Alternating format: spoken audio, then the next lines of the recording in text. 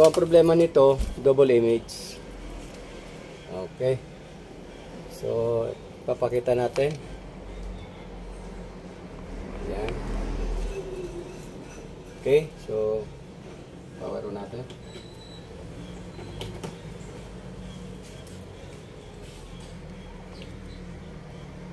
So yan guys, oh.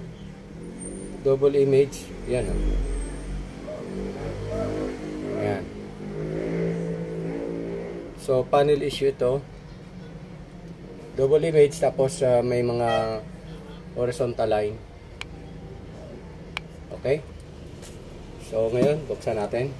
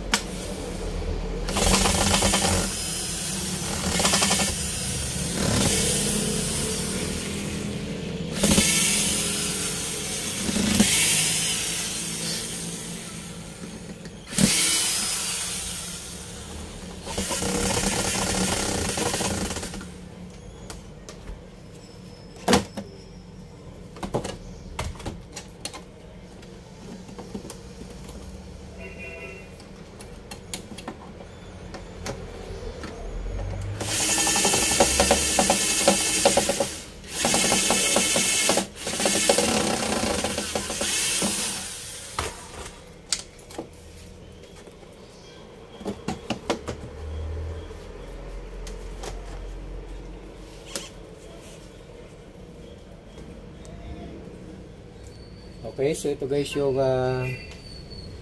mainboard.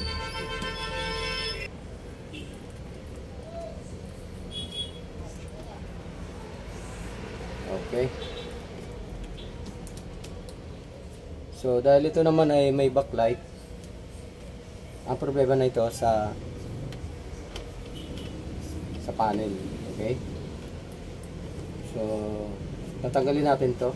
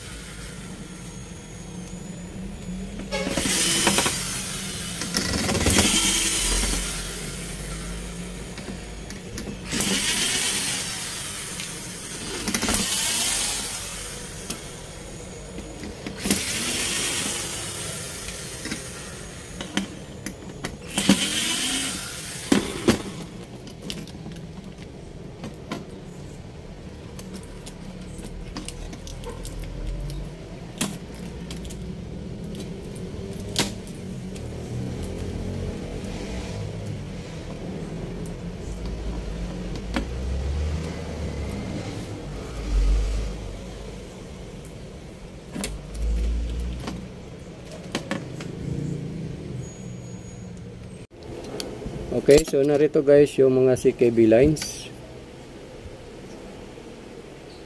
Ayan guys, oh. CKB1, CKB2, CKB1, saka CKB2. Ayan. So, meron yan din dito sa kabila. Tatanggalin muna natin yung coating para makita natin. Okay.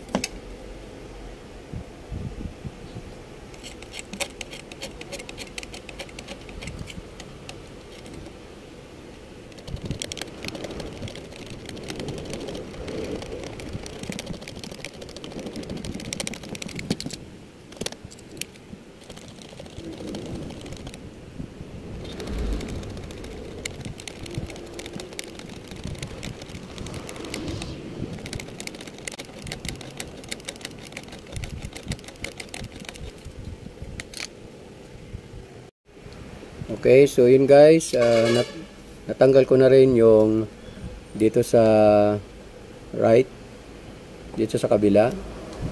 Ayan yun, yung mga clock signal nya, nandito rin yan. So ang gagawin natin dyan ay magkakating tayo. subukan natin mag-cutting ng isang side lang, okay? Yan. Okay. So, yung problema nito sa right na kinating natin. Yan. Dito yung may short yung clock signal. So, dito sa left buo siya. So, ito na guys yung aking ginawa. So, una muna nag-cutting ako dito sa left. Pero walang nangyari. Double image pa rin siya. So, ibinalik ko guys yung 4 na clock signal dito sa left. So, lumipat ako dito sa right. So, ngayon, kinat ko yung 4 na clock signal, yung CKB1, CKBB1, CKB2, and CKBB2. Ayan guys, oh. So, tingnan na natin guys kung okay na siya. Kung meron na siyang normal na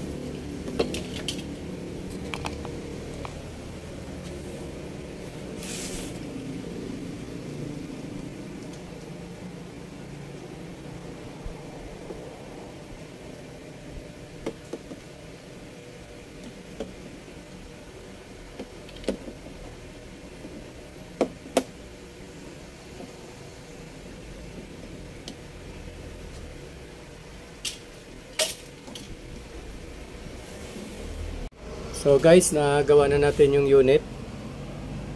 Ito guys, yung problema is flickering. Okay? Flickering, double image. So yun ang ginawa natin, nag-cutting tayo sa right. Okay? So yan na guys, malinis na siya. So normal na yung kanyang display.